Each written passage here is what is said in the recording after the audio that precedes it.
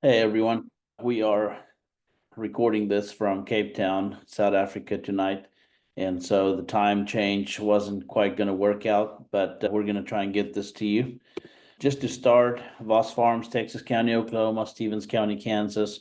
We own about 436, lease about 390, a little bit more grass. We got some sheep, goats, cash crops, forage crops, some alfalfa that we do down there.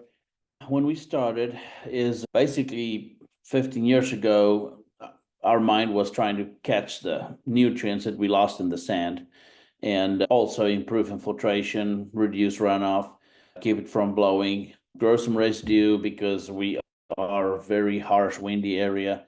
And we were trying to basically stop that and then increase organic matter, more holding capacity, get our CECs up a little bit and reduce the pH. We have some really high pH spots, and that was basically opening the can of worms at the time. So try and get this thing to work. All right, here we go. So structure of the soil, chemical, physical, biological. We've basically ignored the biological model for the last 80 years. And we've replaced that with the moron approach, where we've just prescribed to put more of this on, more of that on. Basically, everything that we wanted to do, we've ignored the biological model going forward.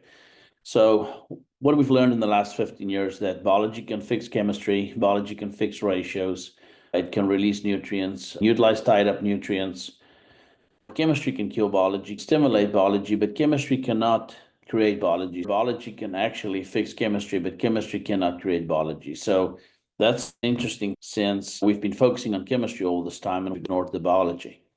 So principle of building soil health, our local version, keep something growing on it. Don't just grow one thing. Get a diversity out there on your crop. Plow less. We're not on the zero tillage crowd, and I'll show you in a little bit why. Nothing's perfect when you work with Mother Nature, so we're trying to plow less. And if you're plowing or tilling 5 times now, 4 times is less, 3 times is less, your local context is what needs to determine that to get to zero tillage if that's your goal. I think in the current day and age, with the economy, a lot of guys are realizing that having animals is, especially with beef prices where they are now, residue is good. We're trying not to leave everything bare. I'm not a big fallow guy. Everyone that knows me knows that. Fallow has its place, stripper stubble and stuff like that. Generally speaking, I think if we have an opportunity, we need to get something growing out there. And then do your own thing. Context version of the soil health principles. Don't always follow, because what works in another area might not work for you. Try and figure out things on your own farm that's going to work. Don't always try and do everything the same way other people are doing it. Tillage versus herbicide. Herbicide can be as detrimental as tillicide. We call it tillicide. That's something that brewed between myself, Bryce, and Michael. And so because tillage kills just as herbicide kills, and it just kills different things. So the goal is to use less of both. Natural suppression with cover residue balance rotations. There's a book, When Weeds Talk, I would suggest to listen to and do some reading on why you got weeds. Every weed's there for a reason. Mother Nature has a way of putting something on there that grows if you don't want it to grow, and she's going to fill that gap. So nutrient study, 1940 to 1991, mineral content reduced in vegetables and in fruit and meat. That's directly linked to our healthcare issues right now. There's a lot of hype in the Make America Healthy Again movement, but there's a lot of truth to that. The solution's right beneath us. If we can make our soils healthy again, we can grow better vegetables, better fruit, better grass, better forages, and have healthier animals and healthier humans. So fallow, like I said, I'm not a big fan. It is the status quo. Every university is recommending it. It works well if you got adequate residue to limit evaporation. Stripper stubble is probably the best. Milo stubble, not as good. Corn stalks, not as good. It also only feeds saprophytic fungi, not mycorrhizal fungi, since you don't have a living root. So you become a bacterial dominated deal. Now, there are beneficial anaerobic microbes that are very beneficial for your crops, but you still don't have the mycorrhizal which you would need. Bacterial-dominated evaporation steals around 70% of the moisture, favors building resistant weeds and grasses. I'm sure all of you have seen these windmill grasses that's come out and been really a pain in the butt to kill on some of the wheat, ground wheat fallow. And then in 3 to 5 years, you balance the carbon nitrogen balance is really key, because when that soil starts functioning in a no-till system and you are just in a chem fallow, then that's really where you end up. This is wheat stubble on someone else that I know, no-till, but wheat stubble, and with rain and with herbicide passes, the stubble is basically gone. So what are the benefits of cover crops? Keeping biology alive, exchanging moisture for evaporation, exchanging sunlight for sugar, keeping soils aerobic, the mycorrhizal fungi. Roots build organic matter 5 times faster than residue. Decaying roots are 90% water, and photosynthesis is key to keep the microbes fed.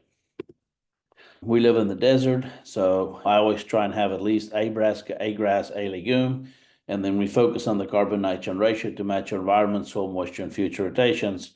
And so we try and plant it like a cash crop. You plant it every year, but you don't harvest it every year. Well, cover crops are the same thing. A lot of guys blame cover crops for everything they do, but they really never plant it. They put a mix out there, and then they don't get rain, and then they don't manage it. You got to manage the carbon from that cover crop just like you would do a grain crop. So if you get a lot of rain, you're going to have to take some away, because you're not going to be able to deteriorate all that and cycle all that through the winter. Managing a cover crop is something that's really been a limitation when you are part of an NRCS program, because they want you to have a certain percentage, or you can't touch it, or you can't graze it. And, you know, down in the desert, that's pretty detrimental to make that work. So that's something we're going to have to work on with the authorities to let us manage better, because out in desert country, we have to manage that residue, or you'll have a failed cash crop, the next one. This is an old probe graph that Scott Shakespeare made for me in 2017, being 8 years ago, where we had put a probe in the corn and flew a cover crop over here. This cover crop used moisture over the winter all the way. And then in the spring of the next year, you'll see this movement going up as those roots decayed. We started getting some of that moisture back. This is in May. In middle May, we started getting rain and pivot passes, but you know, all the way from March, basically middle February, middle March, we see this in moisture, you know, improving into the soil.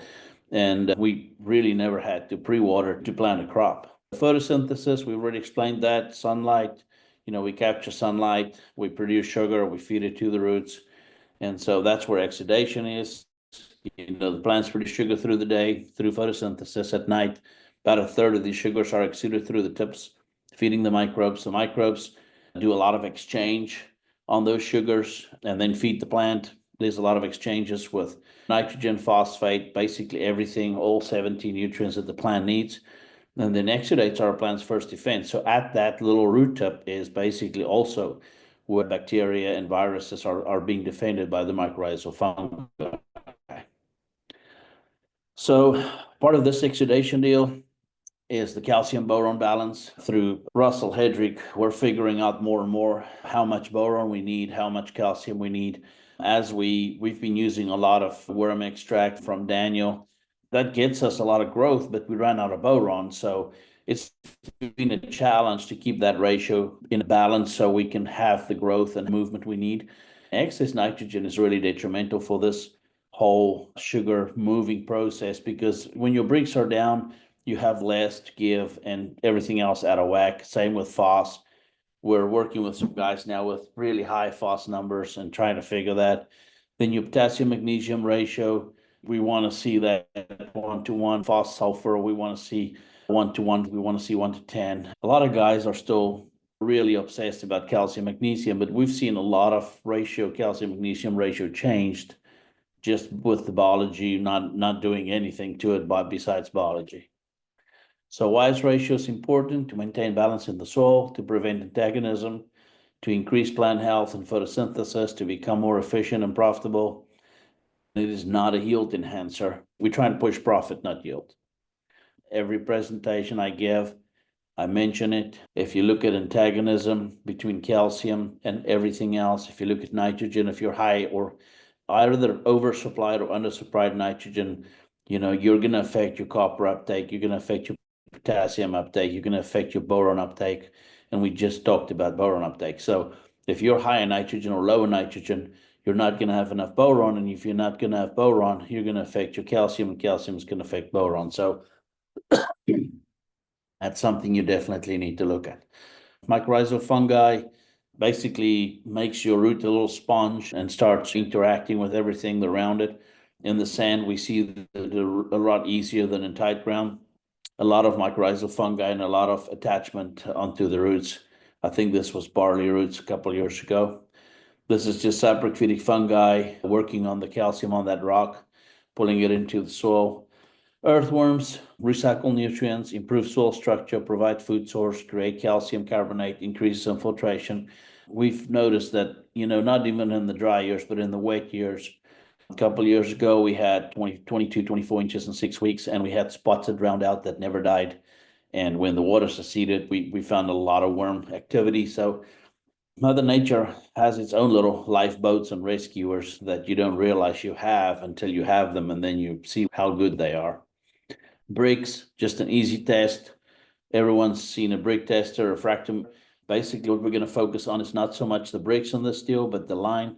A straight line like this means you're calcium deficient. A fuzzy line where you have a hard time distinguishing the color between the two is what you want to show that you have enough calcium in that sugar. Balanced soils are productive. Deficiency is 99% because of an imbalance or over application. Excess fertilizer creates diseases and attract pests. Excess fertilizer kills biology because of the salt. Nitrogen is like a drug. Always put a carbon source with a fertilizer, meaning like molasses, sugar, formic acid, fulvic acid, anything like that. Anytime you can put a carbon source with your fertilizer, you are going to have some chelation capacity, and then utilize a foliar to correct minor imbalances. Foliars are in the plant within 24 hours, and you can fix a lot of emergencies by doing that. Like I said, profit not yield, maintain a balanced plant, maintain a balanced soil profile, profitable rotations, create a resilient atmosphere, increase biodiversity, feed the diversity, and reduce inputs, improve return on investment and soil. There's a lot of extras that you get when you don't push for yield and you start balancing that plant. A lot of things actually start working better than what you thought when you are just pushing yield. So this is a study we did 3 years ago. We did this on 3 farms. I had NRCS come in and do 5 feet deep cores for us. We analyzed everything in 6 zones. The top zone, we did 6 inches. And then we did another foot after that, every foot, basically. And then we analyzed them separately. We did a soil health assessment / Haney. We did a total nutrient digest. We did a PLFA and NLFA. Basically, what we found, any one of you that know me on this study, call me for details. There's a lot more to unpack than we can do in a few minutes. But basically, what I was going to focus on, this was the nitrogen totals from this probe. In 5 feet, we had 130 N available in the top 12 inches, and we had 270 N available in the 5 feet. And that's not unavailable. That's basically available in the soil solution in that zone. So that's, 300, 400 pounds of N that we had in that 5 feet zone. So for everyone that keeps applying 200, 300, 400 pounds every year, you might want to do this exercise just for yourself, because the roots go down there, and you need to find a level of comfort for you to start reducing. If you look at the total that we got in the zone, 17 plus 3, about 21,000 pounds of N that is unavailable, that is basically tied up in that 5 foot zone. And that's what we're pulling from. So if you look at the percentage, we're only accessing 3.68% of our total nitrogen in the top 12 inches, and we are only accessing 1.53% of our total nitrogen in the whole zone. So even if you can just get that 3% down here, you're looking at, probably 700, 800 pounds of N. So there's a lot of work to do, but this is what we're looking at. That percentage is going to vary from farm to farm. The soil structures are not the same. The soil composition is not the same. So that's something you got to figure out for yourself on how far you can push your own levels. This is our phosphorus, about 38 pounds available in the top 12 inches and about 190 pounds available in the whole zone. So if we look, that's 6% and 6%. And so we're getting a lot more phos through our biology than we got nitrogen. So we're asking ourselves why. Well, the nitrogen fixing bacteria versus the phosphorus solubilizing bacteria is not the same. On nitrogen, you need at least 20 to 1 carbon to nitrogen ratio to fix nitrogen, which is a high energy efficient process, which means it takes a lot of energy to produce one nitrogen molecule basically by the bacteria. If you go to the phos, you need around 10 to 1 carbon nitrogen to solubilize phosphorus at much lower energy. So if you look at the carbon nitrogen, when those bacteria break down, you get 2 to 1 phos versus nitrogen. So that's why we've been getting away with a lot less phos than we have nitrogen. We still need quite a bit of nitrogen in our crop rotations, but we're starting to see, 2, 3, 4 pounds of phos being adequate for us. And this is what we're figuring out why. So how far we've come, is it all available? What's available? We don't know until we measure how far we can push the N and P reductions. We have been able to get away with 2 to 10 pounds per crop, depending on grazing, rotation, and crop. We're down to 50 to 60% of the lab regs. For, wheat, I think the lab's 1.6 pounds per bushel. For corn, I think it's 1.2 pounds per bushel. We're down to 0.5, 0.6 on corn and probably 0.7, 0.8 on wheat, depending on the year. And then other macros and micros, we're starting to see zinc levels go up. Our zinc levels are crazy high. We have not applied any zinc in almost a decade. So it's interesting to see zinc, iron, everything go up without us basically applying it. As our soils is balancing, all the nutrients are becoming more available without us applying it or doing anything. So balance through biology, increased photosynthesis, increased exudation, bigger leaves, bigger stalks, higher bricks, also means less insects. Healthy soil is a disease suppressive soil and makes for healthy plants. And so once you get that system, I just got my last scouting report and we still don't have hardly anything yet this year. We haven't sprayed anything yet. So that really helps. And when you can get that, and I'm not saying that's going to happen every year, but we seem to get it right more right than wrong. So this was on furrow this year. Actually, this was last year. We ran a full spectrum biological compost tea. We ran worm extract. We ran molasses. We ran a quart of molasses an acre. Worm pea is up to you. That's the dense worm pea that we use. Whatever he recommends, it depends on the crop for us. 2 or 3 PGRs. We run some amino acids. We run micros and macros. We have a product that has 14 elements that we run here. We run some fulvic, and then we run carboxylic acid. So all of that we put in furrow. A lot of guys like that looks like an expensive mix. Well, we don't do a whole lot of recommendations. We're pretty cheap, but we want to have everything in there for that plant when it sprouts. This year, we changed it up a little bit. Biological again, worm pea again, molasses again, more PGRs, same macros, micros, fulvic acid, carboxylic acid, also wood vinegar, and we added some stress mitigators in a few products this year. Last year, this was 24 hours post-plant. You can already see the sprout. This was 48 hours. You can see the accumulation, the riser sheets forming on this root, 48 hours. This is also GMO corn, which we are told cannot associate with mycorrhizal fungi. We are seeing the opposite. I'm not saying it's for everyone. I'm just saying I think if your soil is healthy enough that it's going to overcome whatever is on that seed treatment or genetically advanced out of that root. But our biology seemed to accumulate and associate just fine with even GMO corn. This was 12 days post-plant. At this point, we have the starter. We do not have any nitrogen in there. This was 19 days post-plant. We still don't have any nitrogen on that plant, only what was in furrow. This is what it looks like where we cut off the fertilizer and where we shut it off at the end of the row. That plant did not get it. This plant got it. You can see a day-night difference on the pop, the pop-up ability of that starter fertilizer. This was 38 days after planting. At this point in time, we were going to apply the very first shot of nitrogen on it. We got a pretty bad rain around this time that messed us up. We got 18 pounds of N on. This was roots 12 days after an inch. Like I said, we did get the first 18 pounds of N on. What I want to show you, we had about a 12 to 15-inch rain event on this farm. This was the roots 12 days after the 12-inch rainfall. I want to focus on it. We were pretty saturated. That farm had water standing.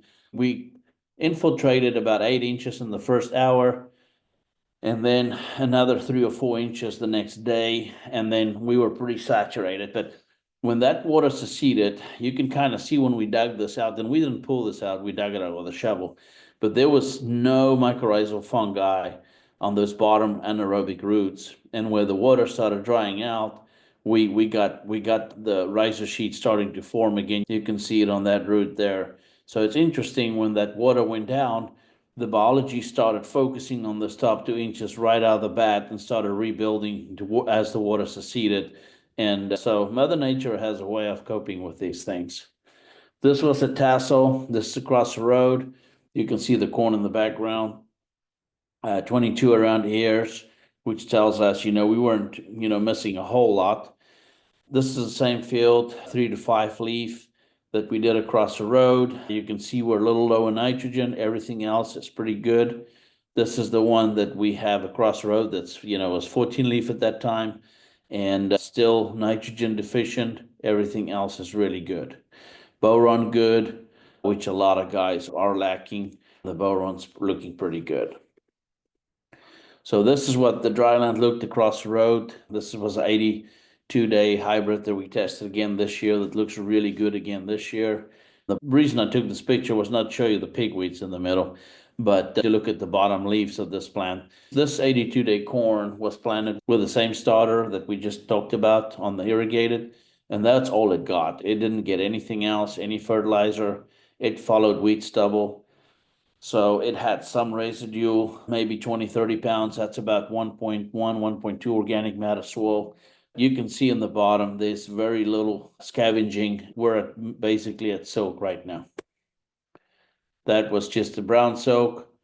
What's the single product? What's the magic? Sometimes it exists, sometimes it doesn't. Bottom line is there is no one product. It's a systems approach that you got to start and think, do a mind change and think about it, of what are you going to do and how do you want to start? How do you want to change? You can't just put a product out there. A lot of guys will sell you a product and it's like, well, this is going to fix this, is going to fix that. And it's basically bullshit because it's not going to work like you think it is. You need to start looking at a whole systems approach on how you're going to try and balance your nutrients. How are you going to stop over applying nitrogen? How are you going to stop over applying phos? You're going to have to make real changes and calculated changes to start seeing a difference. This is that same field. This is what we started with 15 years ago. I don't have an updated picture for you, but I can tell you it does not look that white right now. This is barley. We tried 2 years in a row and did not get to cut it. A lot of guys told us barley is really good in rotations. It drowned out the first year and hailed out the second year. So we moved on and we changed the rotation to something that is a little bit better return on investment. This was alfalfa we put in last year. We sowed it fall of 23. We got it up in the spring. It is Roundup Ready alfalfa. We thought we'd go that way to have a rescue plan in case we needed it. This was our first cutting last year. Very impressed with what we did. We have not applied any fertilizer on that farm.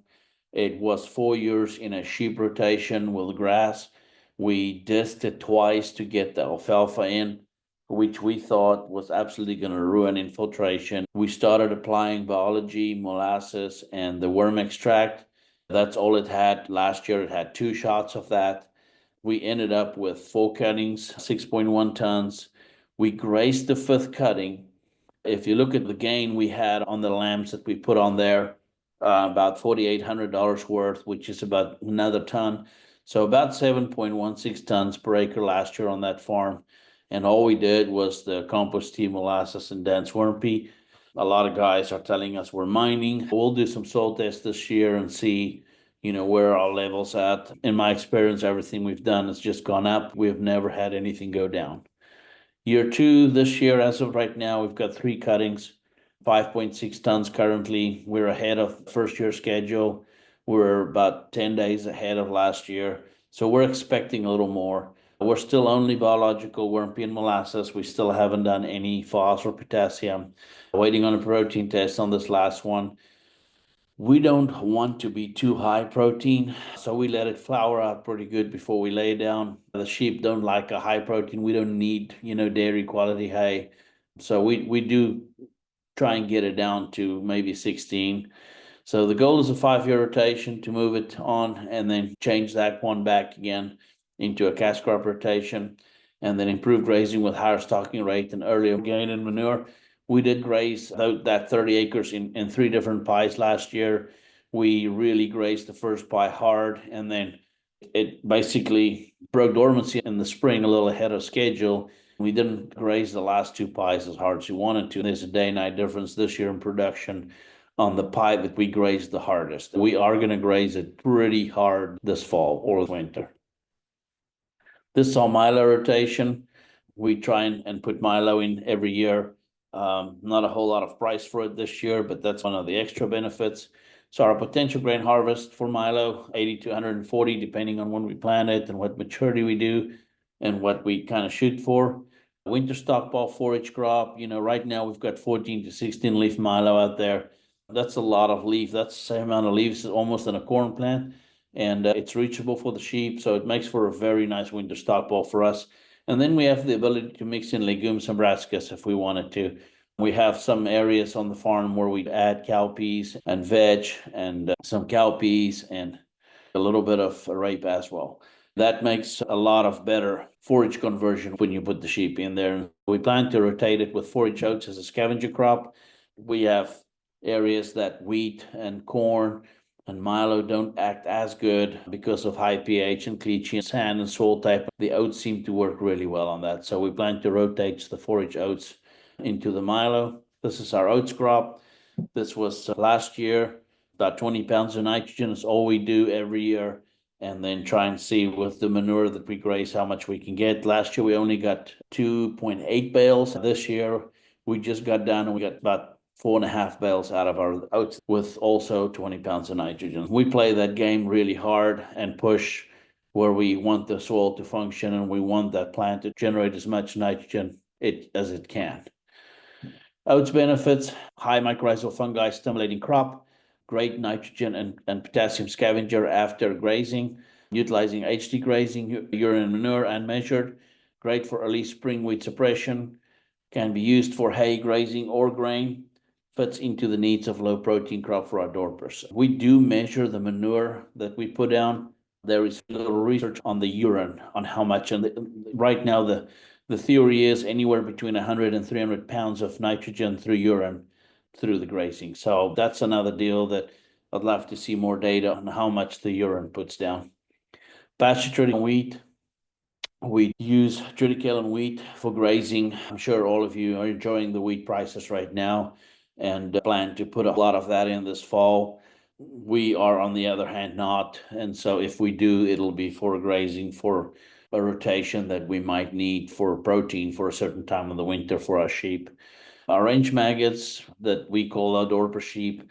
This was on a piece of grass that we irrigated with alfalfa a few years ago. We try and use them as little magnets for weeds. Anytime we can get a grazing out of a field or a farm in between rotations, we're going to do that. So the benefits of the sheep, extra line of income, a lot of risk management right now with commodities, extra tool for weed suppression. Like I just said, when the combine comes off the wheat, we will put them in there and graze what is in the wheat stubble instead of spraying it. Then we will go back with a cover crop on that. Best forage to meat conversion of all breeds. I was told this week in Namibia that for every 2.3 pounds of forage a dorper eats, it'll basically add a pound of meat on a growing lamb. Ability to lamb out of season, ability to adapt genetically in state. I'm not a fan of a whole lot of data of the EBVs because when you move an animal, it starts over, it resets, and genetically it's going to transfer some of that but it really takes 2, 3 generations to get them to climatize. So I'm not a big fan of that, but they can genetically fit in any place in the country. A lot of free fertilizer, and then like we said, the urine basically now is becoming the same thing. So pasture raised lamb, we do sell wholesale pasture raised lamb. We use several packers depending on region. That's something we're getting into now that we're really excited about. Benefits of the manure, it's measurable. There's some online data to do that.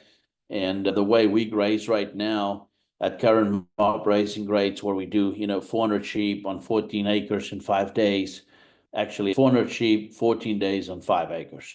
And so we're getting about 62 pounds of N, 22 pounds of phos, and 54 pounds of potassium through that. And that's quite a bit that you don't have to order or apply. We just got into a few Kalahari red goats. They're basically the Dorper version of the goat world, hardy arid animals, also out of South Africa and Namibia, gets the tough wheats. The sheep sometimes don't. The little check mark there means that they're tough to maintain. If a fence can hold water, it can hold goats. So that's been the challenge, is to keep them where they're supposed to be. Tillage, like I called it earlier, the tillicide, we do run a single tillicide pass. Just like you would kill with herbicide, we kill with tillage. So it's detrimental, just no different than herbicide. I have a lot of close friends that agree and disagree with me on this. On our flat country, we have made a single tillage pass work very well for us. Instead of a Roundup, we prefer to use this as a termination ahead of cover crops or some cash crops. We are not going to apologize for that, and we are going to defend why we do it and how we do it. And we'll explain a little bit about that. So tillicide version green, frequency and severity. Any tillage pass that are severe is going to harm you. Anytime you do it multiple times, it's going to harm you. We try and do a single shallow pass, basically just cutting the roots. Anytime we do it, we don't do fallow. We don't go and kill weeds and let it sit. When we go and kill it, it gets planted to another crop the next day. So we never till deep. We never do multiple passes. We never follow it by fallow. And the effect on our long-term soil health is, to be determined. But right now, it looks really good. We are increasing mycorrhizal fungi on all levels, all the way to 5 feet deep. We are seeing nutrients. We are seeing infiltration. We have not affected our infiltration with what we're doing. A lot of people are saying we're lying. We are the proof to show them that we're not. Roots plus biology restores aggregate stability and restores infiltration within the first crop rotation. A lot of guys told me we're sitting on south back 2 to 3 years. I beg to differ on that. Balancing nutrients and not over applying N and P speeds it up, and some extra potassium and calcium also helps, especially some potassium. We use a product called soy sauce. It's got some potassium acetate that we use regularly in our applications, and I think it really speeds up aggregate stability through the potassium. So how important are managing roots? Penetrate deeper layers, utilizing moisture nutrients, enhances water infiltration on following your root channels. So when you have a crop, your next crop follows those root channels down, breaks up hard pans, salt layers, and decreases bulk density, feeding more layers of microbial life through the sugars that the plant send to the roots. At night, we covered that in the beginning of the deal. Anytime you can increase photosynthesis, you're going to increase exudates. And that's what we strive for. Back to the roots. This is alfalfa. We dissed it twice before we sowed the alfalfa. This was last year after the first year, and we have roots all the way down. We've got a Grow Guru probe buried a foot below the ground. It measures up to 5 feet deep, and our roots are all the way to 5 feet deep on the alfalfa within the first year. This is our corn. This was July 22 last year. The probe measures all the way down to 4 feet. We usually have roots going to 4 feet at 8-9 leaf, even after a shallow tillage pass, because we plant deeper than what we till. So we till 2 inches and we plant 3 inches. So when that seed sprouts, he has nothing below him that limits him. And so our roots have been really, really good developing and managing them and pushing them down. And when you can do that, you can build, because when your roots are down there, You're taking oxygen down there, you're taking sugars down there, you're feeding down there. And that's a layer that has basically been untapped for decades. So we are going down there and we are going to associate with that fungi. We're going to feed that fungi, establish that fungi, and make our basement a little deeper. So drought mitigation, about 4 or 5 years ago, 2021, we had the drought. We planted a cover crop on this whole corner by our house, behind our house. In this little patch, we had all the cover crops available and some pigweeds. Everything else basically sprouted and died. And so this was interesting because, carbon matters, increases drought resistance, increases holding capacity. The only reason this little area grew in the drought without any rain or any moisture is because my wife had fed sheep here with the bale, and that's where the residue of the bale had deteriorated, and that organic matter was way higher in that little spot than the surrounding areas. Basically grew a crop without moisture when everything else died. So technical challenge we have, we'll shut down with that. And it's like the paradigm shift, soil health and profitability is way too slow. It's almost like we have to force people to believe what we're doing. And so how many farmers will it take to force a change? The Make America Healthier again push that's happening now, it's way overdue in my opinion. So, as a farmer, how can we help? That's a question you should ask every authority or every person you work with. And how do we get decision makers to buy into this foodie south? That's something we also have to push, get the people outside of ag involved with that. We are done, and we're telling you guys thank you. You all know where to get me on LinkedIn or on Facebook. Most of you have my phone number. Just give me a holler on anything and we'll figure it out from there. You guys have a good one. Have a good evening, and we'll shut it down here from Cape Town, South Africa.